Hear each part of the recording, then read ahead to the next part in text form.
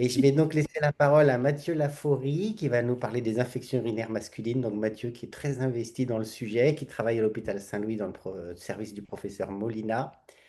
Et je vais laisser donc Yousra et Kossi assurer l'animation de la deuxième partie pour pas que vous ayez toujours à subir mon bavardage. Mathieu, on est très heureux que tu aies pu te connecter et que tu puisses nous partager ton expertise. Merci beaucoup, Pierre, et merci beaucoup de m'avoir invité à ce webinaire. Je suis ravi de pouvoir vous parler, un peu déçu d'être très à distance. N'hésitez pas à m'arrêter en cours de présentation s'il y a des questions, même si on va discuter de préférence en fin de présentation. Et donc, je vais vous parler aujourd'hui des recommandations qu'on est en train de mettre à jour. Ça devrait sortir en début d'année prochaine. Euh, dans le groupe de recommandation de la Société d'infectieux française sur la prise en charge des infections urinaires masculines euh, chez l'adulte en communautaire. Et donc, ces recommandations ciblent essentiellement donc, ces infections aiguës communautaires de l'adulte et ne traitent pas des situations particulières que sont les infections de l'enfant, de l'immunodéprimé, des patients porteurs de sondes, des patients neurolésés, des infections chroniques récidivantes et des infections nosocomiales. Alors, je vais commencer par un petit cas clinique, donc vous pouvez éventuellement réagir sur le chat. On a un patient de 79 ans qui vient en consultation, qui n'a pas de fièvre et qui a des brûlures urinaires et une urgenturie depuis 5 jours. On note dans ses antécédents une hypertrophie bénigne de la prostate, traité par alpha-bloquant, et il a un ECBU qui est positif avec une leucocyturie significative et une bactériurie significative à Escherichia coli qui est sensible à tous les antibiotiques testés. C'est un Escherichia coli sauvage. Et donc la question que je pose, c'est quel est ou quels sont les antibiotiques qui vous semblent adéquats dans cette situation-là? Je vous laisse réfléchir un petit peu, répondre ou non si vous voulez. L'idée, c'est que vous fassiez un peu une idée de comment vous traitez ce patient-là. Et puis, je vais passer à la suite. Et en fait, avant de répondre à cette question, il s'agit de savoir quelle infection on traite. Alors, je vais vous reposer cette question-là. Donc, chez ce patient qui a une hypertrophie bénigne de prostate et des signes qui font penser qu'il a une infection urinaire mais qui n'a pas de fièvre, un ECB positif, quel est votre diagnostic? Et je vous propose 5 diagnostics, soit une hypertrophie bénigne de la prostate associée à une colonisation urinaire ou parfois appelée bactériurie asymptomatique, qui est fréquente chez les personnes âgées, y compris chez les hommes, soit une cystite aiguë, soit une prostatite aiguë, soit la peur de devenir hystérique en vieillissant, soit une urétrite aiguë. Alors, je vous laisse aussi réfléchir quelques instants à ces propositions et quel est le diagnostic que vous retenez dans cette la situation que je viens de vous présenter.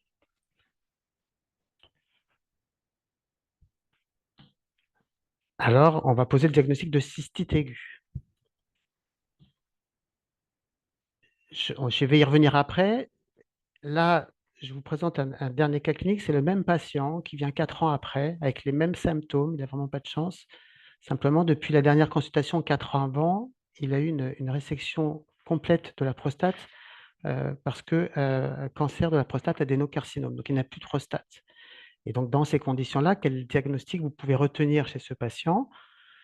Soit une vessie hyperactive avec une colonisation urinaire, une cystite aiguë, une prostatite aiguë, l'hystérie de l'homme au bout de sa vie, ça devient difficile, ou bien une urétrite.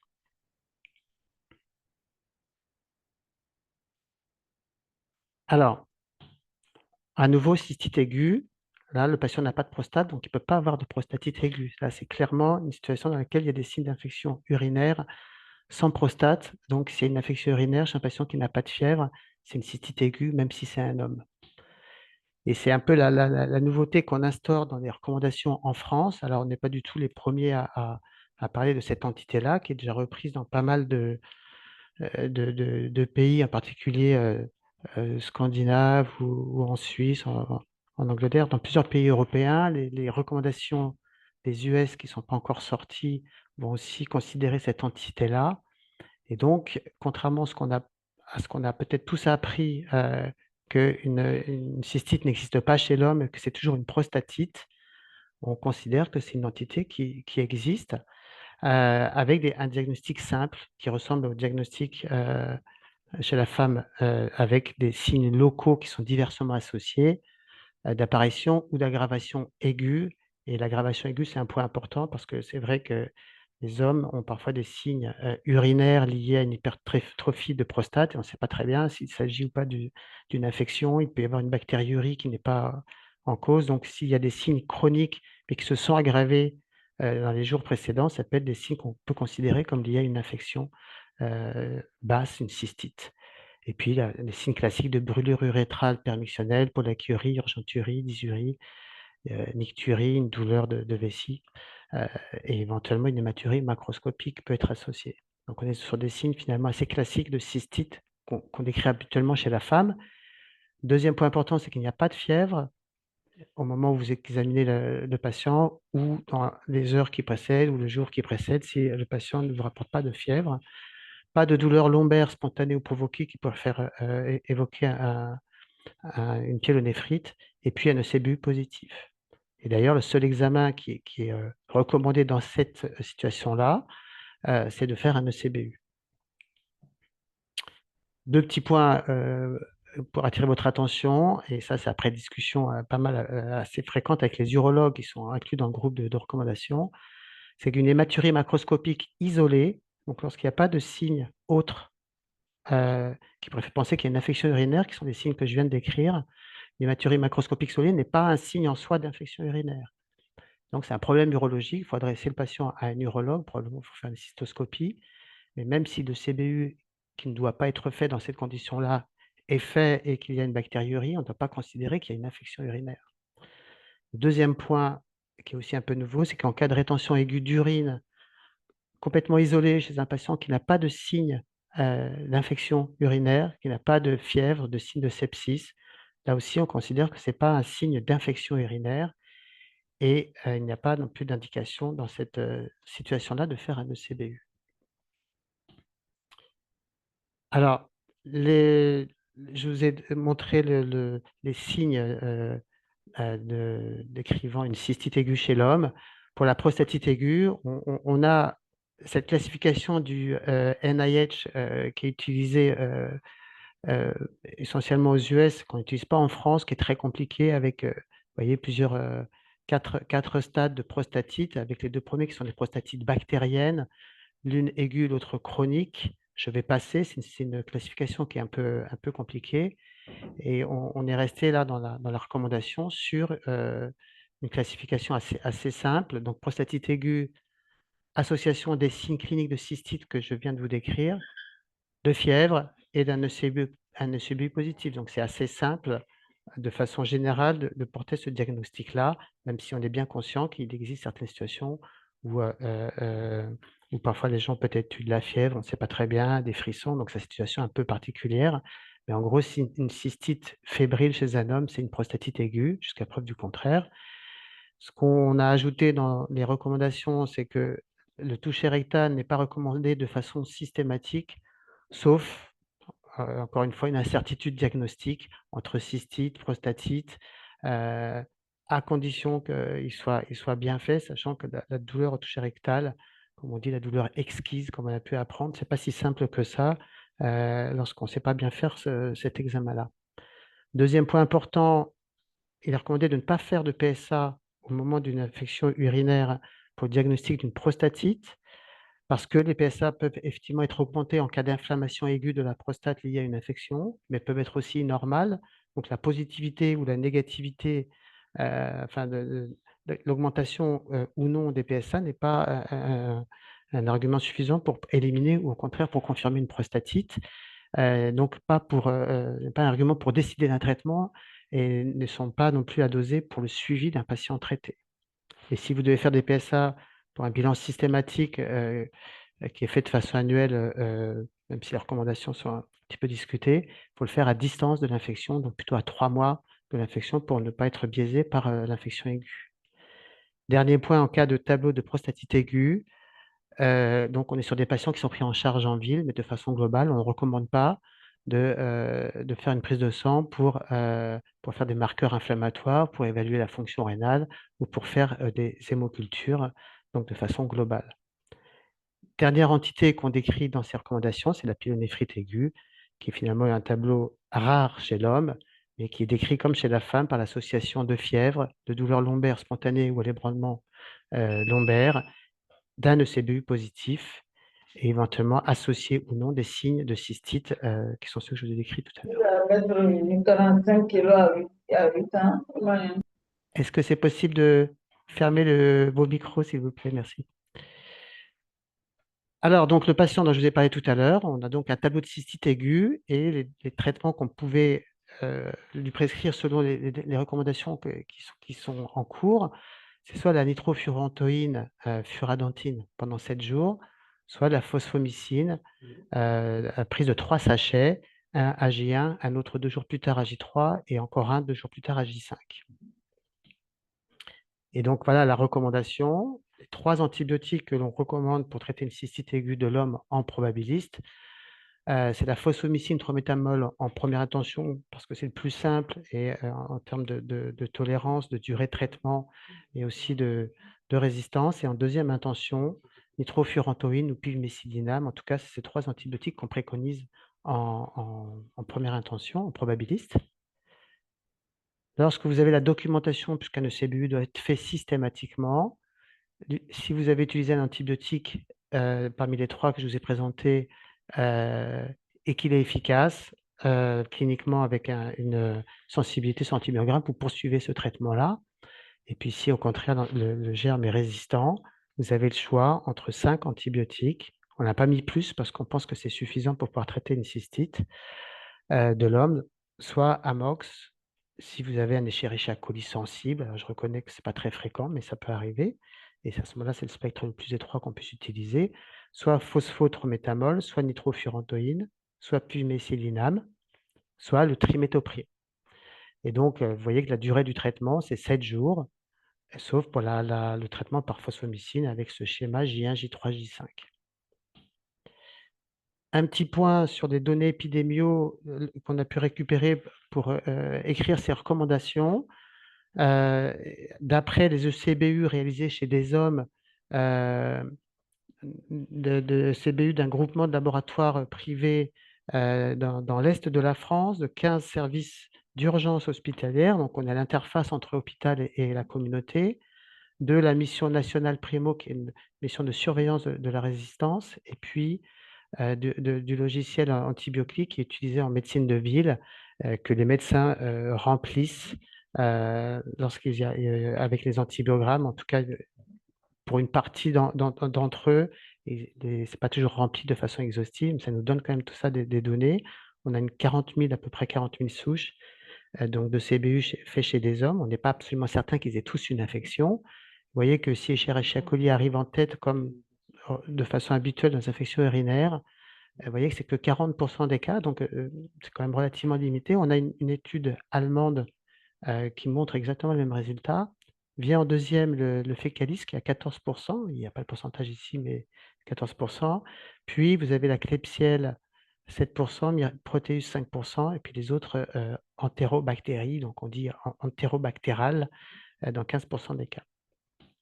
Et puis, si on regarde les données de résistance à partir de toutes les données qu'on a collectées, je vous propose de regarder uniquement pour Escherichia coli. Vous voyez qu'on a des données, donc c'est des données en France, et donc les épidémiologies, je sais, sont variables selon les pays. Donc, je ne sais pas quelles sont les données chez vous au Bénin ou dans d'autres pays d'Afrique. Et donc, on a 50% de résistance à l'amox, à peu près 30% de résistance à l'amoxicilline acylclavulanique, qui est l'augmentin, 16 à 20% de résistance au fluoroquinolone, et puis vous voyez qu'on est à 25-30% de résistance au cotrimoxazole, au Bactrim.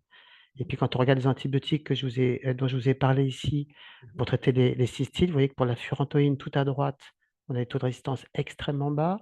Pour la phosphomycine, extrêmement bas aussi. Ça, c'est la micacine. Et le mycilinam, pivmécilinam, un petit peu plus élevé, mais quand même relativement bas, entre 7 et 9%. puis un point particulier qu'on connaissait déjà de façon globale, mais c'est que chez les hommes de plus de 65 ans en EHPAD, on a un taux de résistance au C3G qui est très important, puisqu'il est de 15 à 18% pour Escherichia coli et un bon tiers chez Klebsiella pneumoniae. Donc maintenant, je vous ai parlé des cystites, je vais passer aux infections urinaires fébriles. Vous avez un homme de 82 ans qui a été traité pour un lymphome il y a quelques années, qui est traité pour une hypertension artérielle, et chez qui vous avez porté le diagnostic de prostatite aiguë avec des signes d'infection urinaire, de la fièvre, un ECBU positif. Vous avez traité en probabiliste ce patient par ceftriaxone, par voie donc parentérale. Le CBU est positif avec une leucocyturie et une bactériurie significative à Escherichia coli, qui est sensible à tous les antibiotiques testés, sauvages, donc sensible à l'amox. Quel relais envisagez-vous pour finir le traitement de ce patient? Alors, il y a 5 propositions auxquelles je vous propose de réfléchir, soit de poursuivre la ceftriaxone pour 21 jours au total, soit de faire un relais oral par le Bactrim cotrimoxazole, Bactrim 800, un matin, un soir pour 14 jours. Lévofloxacine, tu peux parler un peu moins fort, s'il te plaît. Excusez-moi. Lévofloxacine, Péros, un comprimé par jour pour 14 jours aussi. L'amoxicilline pour 14 jours, 3 grammes par jour. Ou bien la phosphomycine trométamol, 3 grammes par jour pour une durée totale de 14 jours. Donc, je vous laisse réfléchir à quel traitement vous proposez, vous privilégiez chez ce patient-là. 5 propositions. Et je vous propose de traiter le patient avec du Bactrim 800, donc sulfaméthoxazole triméthoprime, pour un total de 14 jours. Un petit point sur les données PKPD. C'est vrai qu'on dit toujours l'équinolone, ça diffuse dans la prostate, le Bactrim aussi, puis le reste, ça ne diffuse pas. Et en fait, ce n'est pas si simple que ça. Il y a plusieurs petits points que je voulais juste vous partager. C'est que c'est toujours difficile d'interpréter les concentrations, enfin le lien entre les concentrations tissulaires et l'activité antibiotique, d'une part. Pour ce qui est de la prostate, habituellement, on a des concentrations, on a plusieurs papiers là-dessus, mais qui sont faites à partir de broyats tissulaires, c'est-à-dire que l'ensemble des compartiments de la prostate sont mélangés. Or, il y a 3 principaux compartiments qui sont soit par compartiment intracellulaire, qui est 80% du volume prostatique, le compartiment extracellulaire, l'interstitium, liquide interstitiel, tout ça c'est la même chose, et avec l'intravasculaire, ce qui fait à peu près 20% du reste du volume. Ce qu'on sait et ce qu'on a vu en faisant la revue de la littérature, c'est qu'on a une bonne diffusion des bêta-lactamines dans le compartiment extracellulaire. Il n'y a pas de diffusion des bêta-lactamines dans le compartiment intracellulaire, mais une bonne diffusion dans le compartiment extracellulaire. Et donc, dès lors que vous faites une concentration sur un broyat de prostate, donc sur l'ensemble des compartiments, on va avoir une dilution de la concentration réelle là où elle est pour les bêta-lactamines, c'est-à-dire en extracellulaire. Et donc, si on va avoir une idée de la concentration des bêta-lactamines en extracellulaire, il faudrait multiplier le résultat par 5 pour avoir une idée beaucoup plus proche du réel, de la concentration précise en extracellulaire. Et puis, c'est un petit peu l'inverse, pas tout à fait, mais pour les quinones ou les macrolides qui diffusent essentiellement en intracellulaire.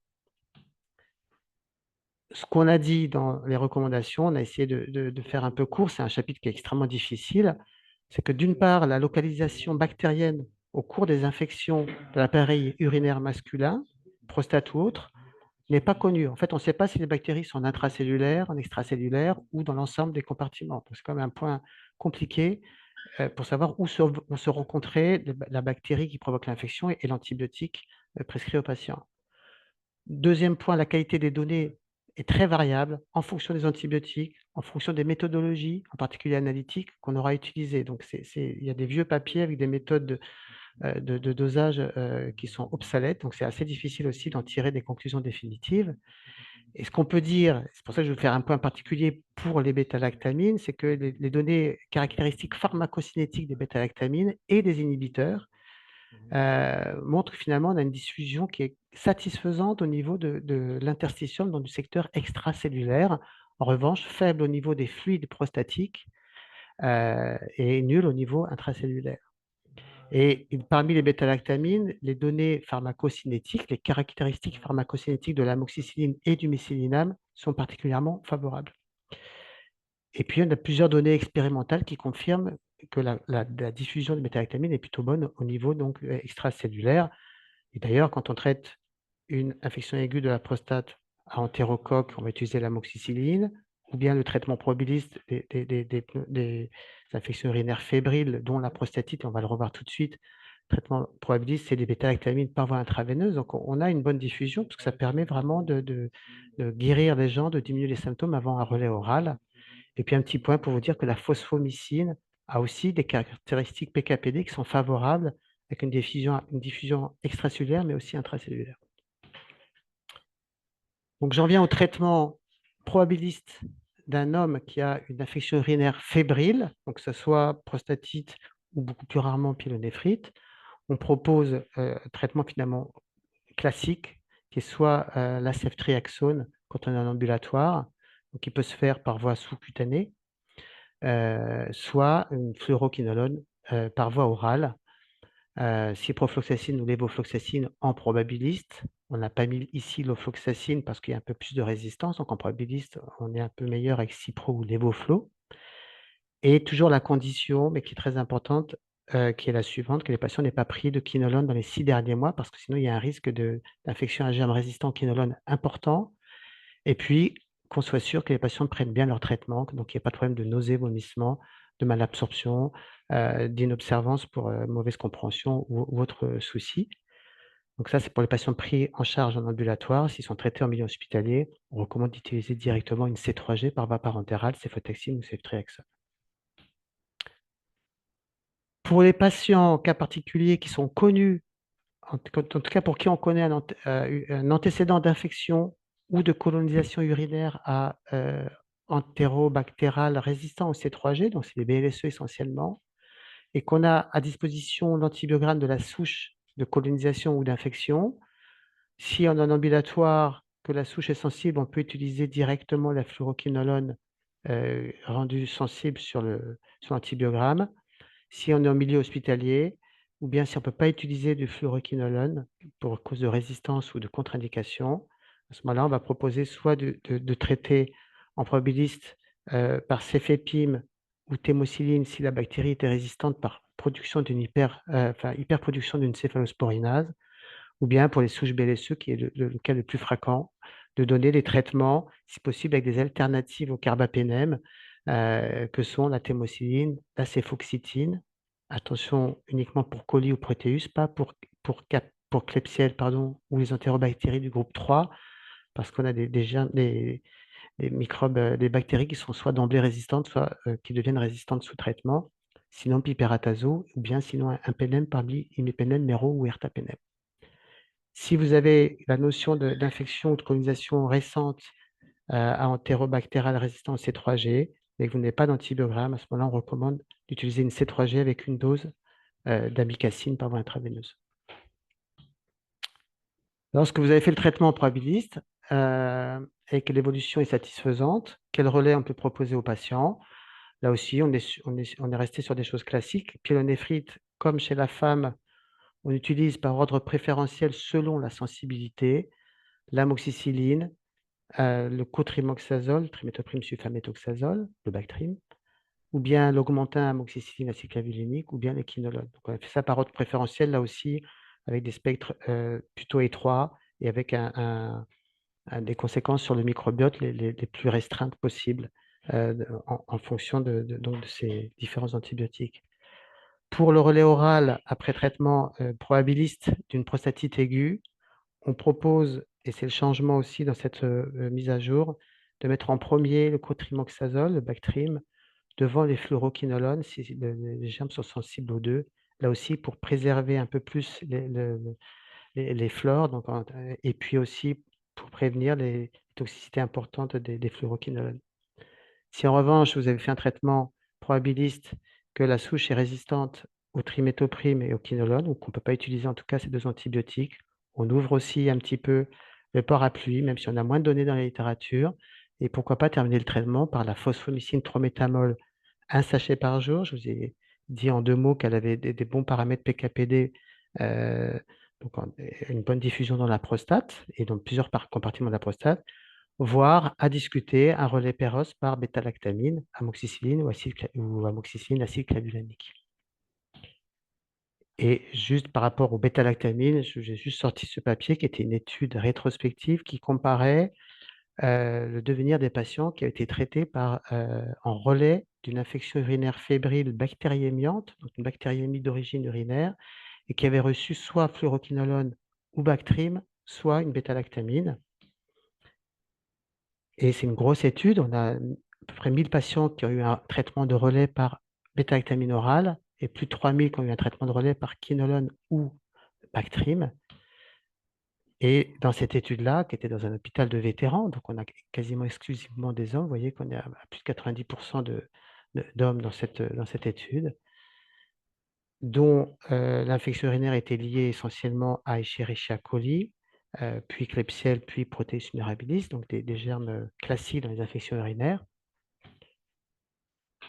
Les patients avaient, donc ils avaient une bactériémie, hein, et dans 2 tiers des cas, ils avaient une hyperleucocytose, ils étaient fébriles dans environ 60% des cas, donc ce n'était pas 100% des patients. Et les patients avaient reçu en moyenne 4 ou 5 jours de traitement parentéral avant d'avoir le relais oral, pour une durée totale de 14 jours dans les 2 bras, donc 4 ou 5 jours de traitement par voie parentérale, puis 10 jours de traitement par voie orale. Et en fait, sur les 2 critères qui étaient regardés ici, qui étaient la mortalité ou la récurrence de la bactériémie, on n'avait pas de différence entre le groupe quinolone ou Bactrim, qui était essentiellement quinolone d'ailleurs, ou le groupe bêta-lactamine. Et puis quand on regarde, deuxième critère, la réhospitalisation pour infection urinaire à 30 jours ou à 90 jours, la rechute étant un problème fréquent dans les prostatites aiguës, on n'a pas non plus de différence significative entre les 2 groupes.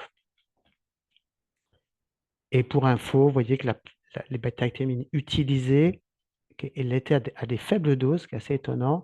Et sur les 900 patients, on avait essentiellement utilisé comme bêta-lactamine soit l'augmentin, amoxicilline acide clavulanique, soit une C1G, la céphalexine, soit le cépodoxime.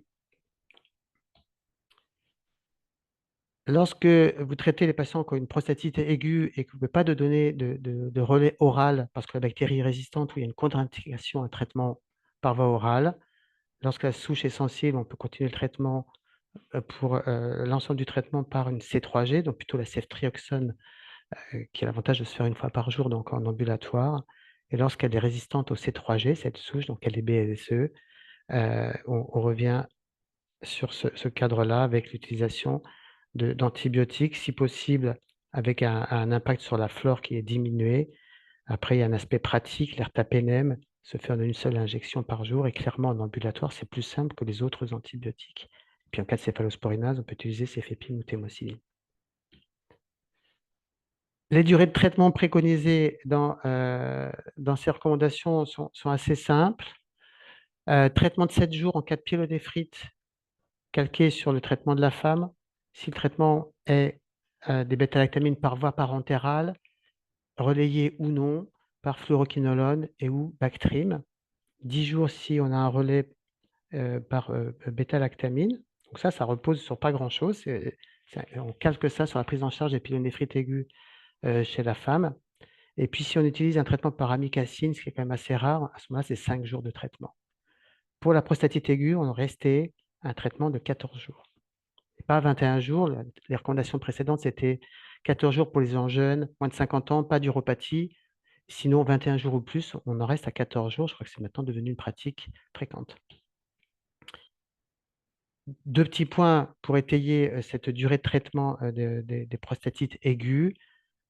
Premier papier 2003, une étude assez simple, randomisée, prospective, en ouvert, monocentrique dans les années 90, de non-infériorité qui va comparer avec une marge d'infériorité de 20% de durée de traitement chez des patients adultes qui ont de la fièvre, des signes d'infection urinaire et un ECBU positif, donc ce qu'on appelle une prostatite aiguë selon la définition de la recommandation, vont être traités par ciprofloxacine pendant 2 ou 4 semaines.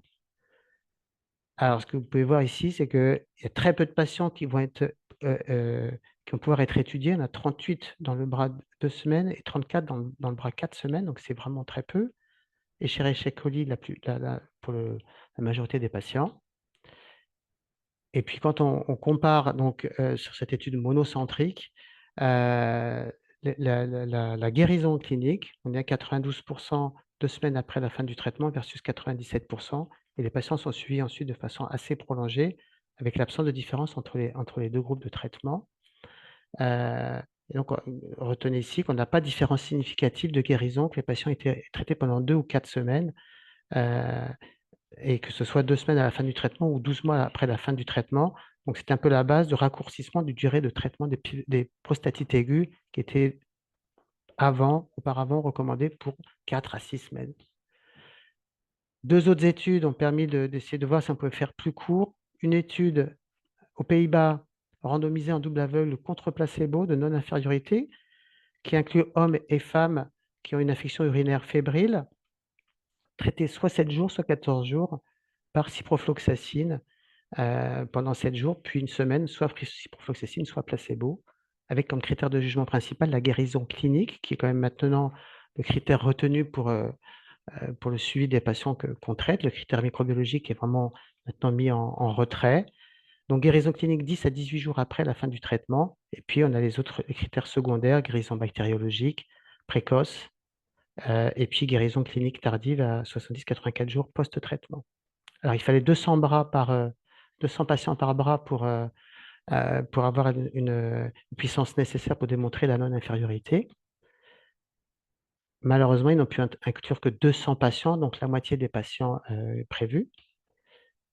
Et puis, dans ces patients-là, hommes et femmes, vous voyez qu'on a 40% d'hommes, ce qui permet d'avoir des données de la durée de traitement par quinolone chez les patients, chez les hommes qui ont une infection urinaire fébrile.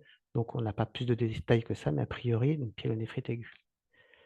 Et si on regarde ici le critère principal de guérison clinique à court terme, 10 à 18 jours après la fin du traitement, on n'a pas la significativité pour dire que le traitement de 7 jours est non inférieur à 14 jours.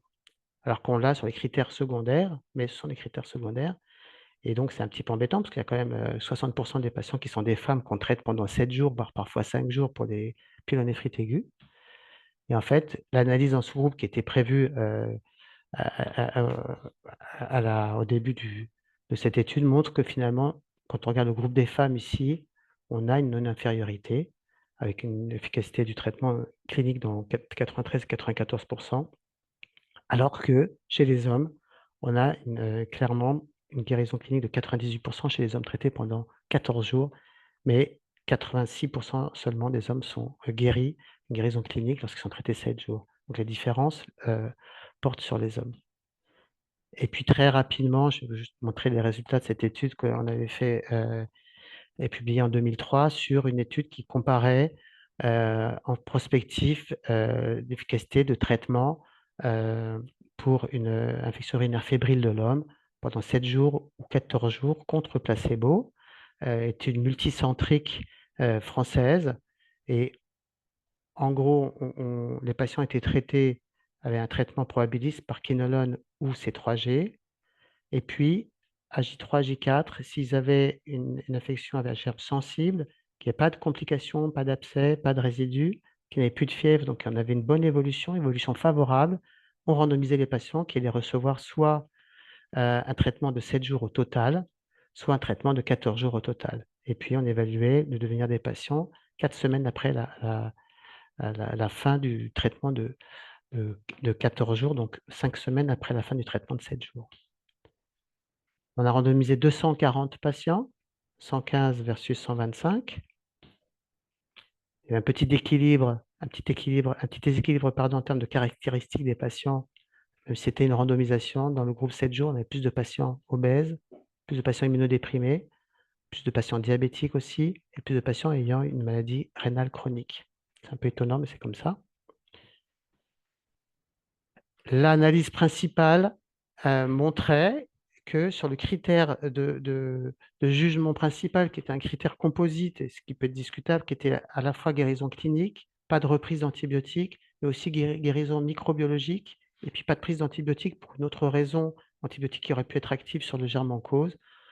Entre le bras 7 jours et 14 jours, on a une grosse différence. Vous voyez que 14 jours, on a 78% de réponses favorables contre 20 points de moins, 55,7 dans le groupe 7 jours, avec une différence qui est clairement significative, c'est-à-dire qu'on ne montre pas que le traitement de 7 jours est non inférieur. Et puis, quand on voit la bande supérieure de l'intervalle de confiance, euh, on montre que le traitement de 7 jours est même délétère. Alors après, quand on regarde les critères un par un, mais évidemment, on ne peut pas refaire l'étude, le critère clinique montre que dans le bras 14 jours, on a 100% de guérison. C'était 98% dans l'essai précédent hollandais. On est à 95,6 dans le groupe 7 jours, donc c'est très élevé. Et là, on est significatif. On montrait qu'il y aurait une non-infériorité sur le caractère, sur le clinique, qui est le principal, maintenant le principal objectif lorsqu'on traite les patients. Mais on ne peut pas refaire l'étude, mais bon, ça laisse penser que possiblement, chez certains patients, un traitement plus court que 14 jours est possible, mais on ne sait pas bien déterminer lesquels. Et quand on regarde les facteurs prédictifs de succès dans notre étude, il y en a deux qui ressortaient de façon évidente, enfin significative. C'était le traitement de 14 jours versus 7 jours. Et puis aussi un âge inférieur chez les gens jeunes, inférieur à 50 ans. On avait aussi une bonne efficacité du traitement. Est-ce à dire que les gens de moins de 50 ans avec une prostатite aiguë, on peut les traiter 7 jours? On ne peut pas le dire sur cette étude-là, mais possiblement, certains patients pourraient bénéficier d'un traitement plus court que 14 jours. Pour finir sur les recommandations, petit point sur prostatite aiguë à entérocoque ou pyélonéphrite. Le traitement de base, c'est l'amoxicilline. Je vous ai montré que ça diffusait pas mal dans la prostatite, ça marche bien, donc pas de raison de donner autre chose que l'amoxicilline. En cas d'allergie vraie ou de contre-indication à l'amoxicilline ou d'infection à Fecium, qui sont quand même des entérocoques Fecium, des infections qui sont beaucoup moins fréquentes, ça devient un peu plus compliqué. Est-ce qu'il faut utiliser le linezolide ou certaines fluoroquinolones? Donc je crois que ça se discute. Et j'en ai bientôt fini. On a essayé d'aborder le sujet des épididymites et des orchites aigus. Et c'est un gros souci qu'on a eu parce que on s'aperçoit qu'en fait, ce sujet-là n'est pas abordé quasiment dans la littérature et que finalement, c'est uniquement dans les recommandations de prise en charge d'orchites ou épididymites d'origine sexuellement transmissible qu'on a des recommandations, mais dans la littérature, on n'a quasiment rien. On a quand même décidé de faire des recommandations et on espère que des gens vont travailler un peu sur cette question maintenant, de donner un traitement antibiotique probabiliste qui est finalement identique à celui d'une infection urinaire fébrile. Donc, on cible les entérobactéries, C3G, fluoroquinolone, avec un relais oral aussi identique à celui qu'on préconise pour une prostatite aiguë.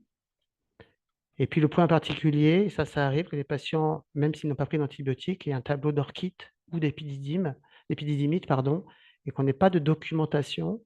À ce moment-là, ce qu'on propose, c'est de continuer le traitement qui est efficace si c'est le cas, et sinon de changer le traitement en prenant un relais suivant les recommandations qu'on préconise pour les prostatites aiguës. Alors, une prostate et un testicule, ce n'est probablement pas les mêmes organes, mais on s'est calqué sur cette prise en charge-là. Pour la durée du traitement, les recos, qui sont donc celles des IST, préconisent habituellement 10 à 14 jours. Donc, on a préconisé plutôt 10 jours, puisqu'on n'a pas d'argument pour dire que plus long serait plus efficace. Voilà, c'est la dernière diapositive. Dans nos recommandations, peut-être les points un peu saillants, c'est qu'on individualise l'entité de la cystite chez l'homme. On rejoint d'autres pays qui font ça depuis longtemps, avec un traitement donc de 7 jours et en utilisant des antibiotiques habituellement utilisés pour traiter la cystite de la femme. Donc ça, c'est un point important.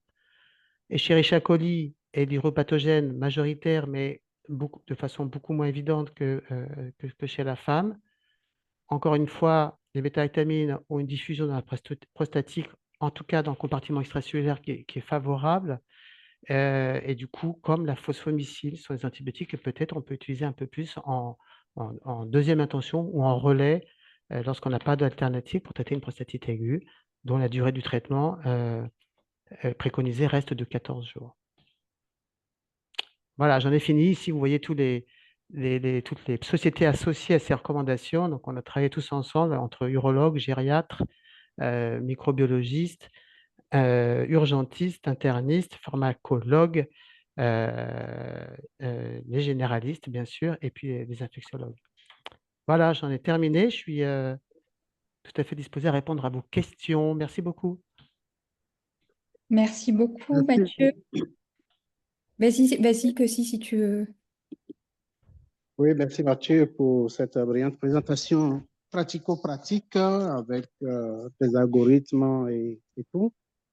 Donc, nous allons visiter le chat pour voir s'il y a des préoccupations déjà enregistrées. Alors, je suis en train de parcourir un peu quelques réponses aux cas Vas-y, cliniques. Alors, je peux quelqu'un te... demande s'il y a quand même devant une hyperleucocytose, même en absence de fièvre, lequel des deux permet de poser le diagnostic de cystite? Est-ce qu'il faut considérer une hyperleucocytose ou s'il faut forcément avoir une fièvre? Alors, Ou s'il faut considérer l'absence de fièvre pour poser le diagnostic de cystite? c'est une question qui est fréquemment posée. Alors, c'est vrai que la préconisation pour une prise en charge en ambulatoire, c'est plutôt de ne pas faire de prise de sang. Mais lorsque la prise de sang est faite pour des patients hospitalisés, ou bien s'il y a des doutes, parce qu'on sait que les personnes âgées peut-être parfois expriment moins la fièvre que d'autres patients. Donc c'est vrai qu'on est là dans un cadre où il y a un doute diagnostique. Donc c'est là que le toucher rectal peut avoir son importance. Mais c'est vrai qu'en cas d'infection urinaire que j'ai qualifié de cystite associée à une hyperleucocytose, un paramètre inflammatoire élevé qui aurait été fait, même si on ne préconise pas, et sans autre point d'appel qui pourrait expliquer cette hyperleucocytose ou une CRP élevée, on peut évidemment se poser la question d'une infection parenchymateuse et donc traiter comme une prostatite si vraiment on n'a pas de diagnostic alternatif.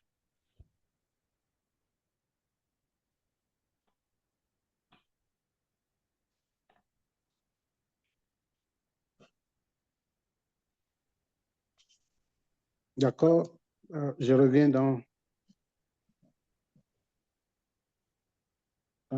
le groupe de tout le monde. Voilà. Alors, quelqu'un demandait si la nitrofurantoïde étant recommandée pendant 5 jours dans les cystites à risque de complications chez les femmes, est-ce qu'il faut le faire à 7 jours cette fois-ci? Alors, c'est aussi une question, en fait, quand on a regardé les traitements, on n'a pas d'études comparatives chez l'homme et on a essentiellement des cohortes, des données de cohortes rétrospectives jusqu'à parfois plusieurs dizaines, milliers de patients. Donc, on a pas mal de data.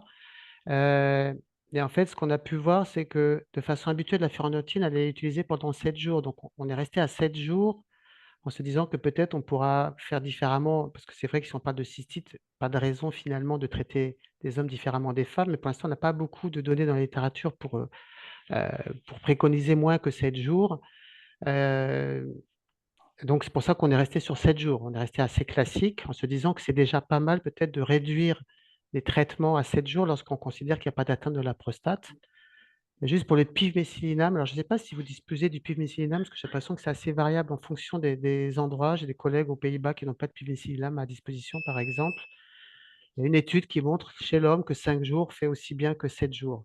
Mais disons, pour être assez clair, on a préféré rester sur 7 jours de traitement, qui est du coup, on dit 7 jours pour cystite et 14 jours pour la prostatite. Ça me paraît plus simple en première intention. Et donc, faire plus court, on n'a pas tellement de données pour ça.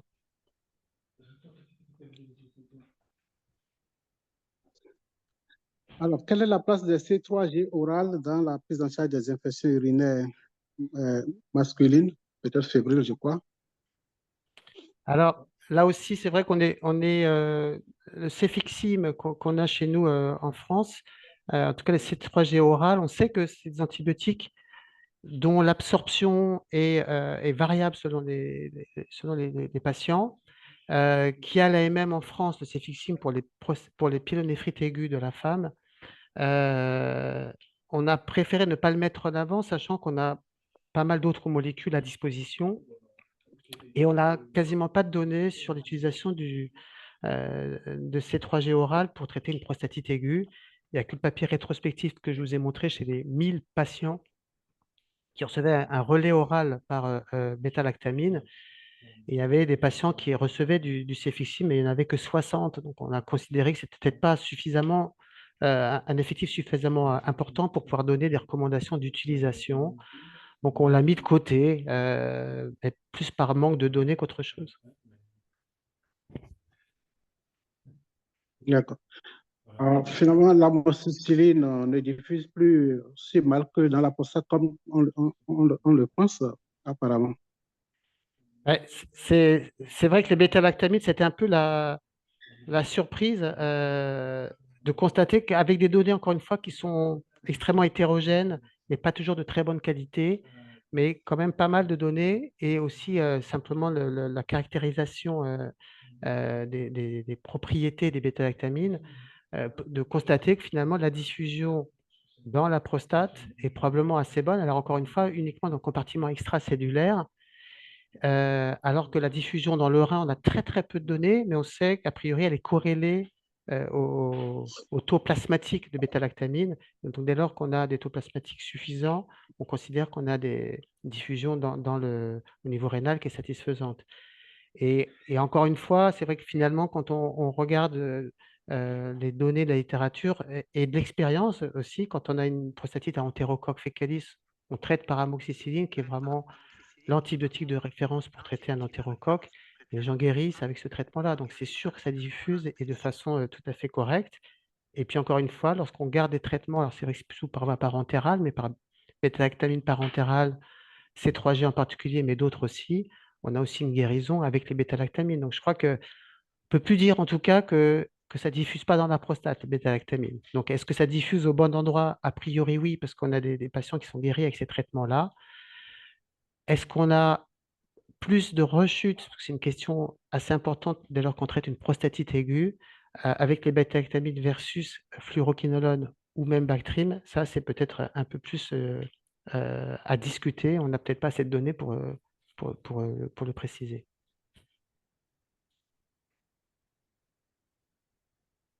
D'accord.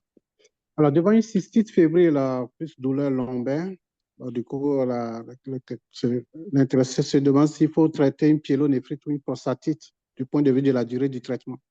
Oui, alors on a considéré dans le groupe aussi, et surtout avec les urologues, en fait, que un tableau de pyélonéphrite aiguë de l'homme, c'est assez rare finalement. Et lorsqu'il est complet, qu'on a une présentation caractéristique comme chez la femme de pyélonéphrite aiguë, il fallait considérer que c'était une pyélonéphrite aiguë et ne pas traiter systématiquement une prostatite associée. Donc ça, c'est le premier point. Et donc un traitement plus court, 7 ou 10 jours de traitement. Et puis le deuxième point, c'était de dire aussi qu'une pyélonéphrite aiguë chez l'homme est très souvent le signe d'une anomalie urologique patente. Alors, une prostatite aussi, probablement, mais pour une pyélonéphrite aiguë, pardon, on recommande de faire une imagerie, et c'est possible un scanner, c'est possible d'injecter s'il n'y a pas de problème d'insuffisance rénale, enfin, c'est à discuter, pour éliminer une anomalie urologique qu'il faudrait traiter en urgence, type lithiase, type sténose urétérale ou autre anomalie. Donc, c'est vraiment la pyélonéphrite aiguë de l'homme, c'est probablement un cas très particulier et qui n'est pas très fréquent, probablement en clinique. Très bien. Alors, quelle est la position de l'amoxicilline dans l'entérocoque, dans une infection urinaire entérocoque? Voilà, alors là aussi, on a recommandé des posologies standards, c'est-à-dire 1 gramme per os 3 fois par jour, 50 mg kg. Voilà, donc une posologie standard, puisqu'on a une bonne efficacité de l'amoxicilline intrinsèque versus l'entérocoque, une diffusion qui a été montrée comme favorable, et donc pas de nécessité d'augmenter la dose. C'est vrai que parfois on fait 4 grammes, 6 grammes. En fait, on ne sait jamais très bien. Il y a très peu d'études indirectement sur cette entité-là. Et donc, ceux qui veulent, qui ont du temps pour faire du recueil rétrospectif, pour reprendre toutes les prostatites à entérocoque traitées par amoxicilline, ça pourrait être intéressant de voir les durées, les doses utilisées et l'outcome des patients. Mais la dose qu'on recommande, c'est 1 gramme 3 fois par jour. Oui. Alors, nous avons beaucoup d'associations de C3G et d'inhibiteurs d'enzymes comme sulbatam. Un auditeur demande si on peut les utiliser dans les infections urinaires à BLSE. Alors, j'ai pas de données sur les associations avec le sulbactam. Alors, c'est vrai que chez nous, en France, on n'a plus trop on a eu le sulbactam il y a pas mal d'années et on l'utilise parfois lorsqu'on a des infections à Acinetobacter baumannii résistant aux imipenem. Pour ce qui est de l'utilisation pour une infection urinaire à BLSE, si l'antibiogramme montre que c'est sensible, je ne vois pas trop de raison de mettre ce produit de côté comparé à d'autres bêta-lactamines avec d'autres inhibiteurs, piperatazo quand ça marche, ou bien toutes les bêta-lactamines associées à la vibactam ou d'autres inhibiteurs. Donc, moi, je ne vois pas pourquoi on ne pourrait pas les utiliser dès lors que l'antibiogramme nous dit qu'il n'y a pas de résistance. Très bien. Alors, quelle est la place de la bandélette urinaire dans le diagnostic des infections urinaires masculines? Zéro. C'est-à-dire on a sorti cette bandelette urinaire de la recommandation euh, parce que autant chez la femme, on continue de le faire pour avoir un diagnostic alternatif potentiel en cas de cystite, on fait une bandelette urinaire et si elle est négative, c'est qu'il y a peut-être un diagnostic alternatif à chercher. C'est pas pour confirmer, mais c'est pour être sûr que il ne faudrait pas chercher un autre diagnostic. Autant chez l'homme, la sensibilité est beaucoup plus réduite. Et donc, même si vous avez une bandelette urinaire qui est négative, ça ne va pas éliminer une infection urinaire. Et c'est donc la clinique qui va primer. Et donc, un traitement qui va être débuté selon l'intensité des symptômes. Et surtout, donc, c'est le CBU qui, du coup, reste l'examen de première intention et systématique en cas de suspicion clinique d'infection urinaire chez l'homme. Et peut-être une dernière question. Quelle est la place de contrôle? Faut-il faire un bilan de contrôle, un SCBI de contrôle, de voir une cystite aiguë, une prostatite aiguë? Alors, c'est aussi une bonne question. Et là, on est assez consensuel maintenant pour dire que pour toute infection urinaire, chez l'homme, chez la femme, infection à risque de complications ou non, dès lors que vous avez un traitement qui est efficace avec une évolution favorable et qui reste favorable avec des patients qui sont guéris pendant le traitement et à la fin du traitement, on ne fait pas de CBU de contrôle. On considère qu'on a été efficace. Et pourquoi on ne le fait pas? Parce que on sait très bien que quand on fait un ECBU de façon systématique ou après le traitement d'une infection urinaire, on peut très bien avoir un ECBU positif avec une colonisation urinaire, une bactériurie asymptomatique, peut-être favorisée par la prise d'antibiotiques au cours de l'infection urinaire et qu'il n'y a pas de nécessité de traiter cette colonisation. Donc, ce serait plus un perturbateur d'avoir un ECBU positif. Du coup, on ne sait pas quoi faire. Qu'est-ce qu'on fait? On traite un autre germe, mais après, on ne s'en sort plus en termes de prescription d'antibiotiques. Donc, c'est clair, évolution favorable, pas de CBU de contrôle à aucun moment. Très bien, je crois que la dernière question a été déjà répondue par rapport à la diffusion des antibiotiques au niveau prostatique, je crois. Oui, voilà, je crois qu'on a parcouru toutes les questions. Je vois juste, Je n'ai pas vu de mail. je vois juste, pardon, il y a juste une question sur un traitement d'infection urinaire à streptocoque agalactiae, donc c'est les strepto B. C'est pas un germe très fréquemment en cause et on sait au moins chez la femme que d'ailleurs possiblement on remet un peu en cause son rôle d'uropathogène, donc c'est à discuter. En tout cas, le Streptogalactiae, comme tous les streptocoques bêta-hémolytiques, est toujours sensible à l'amoxicilline. Il n'y a pas de résistance. Donc l'amoxicilline, même si vous n'avez pas d'antibiogramme, ça marche toujours sur cette espèce de streptocoque.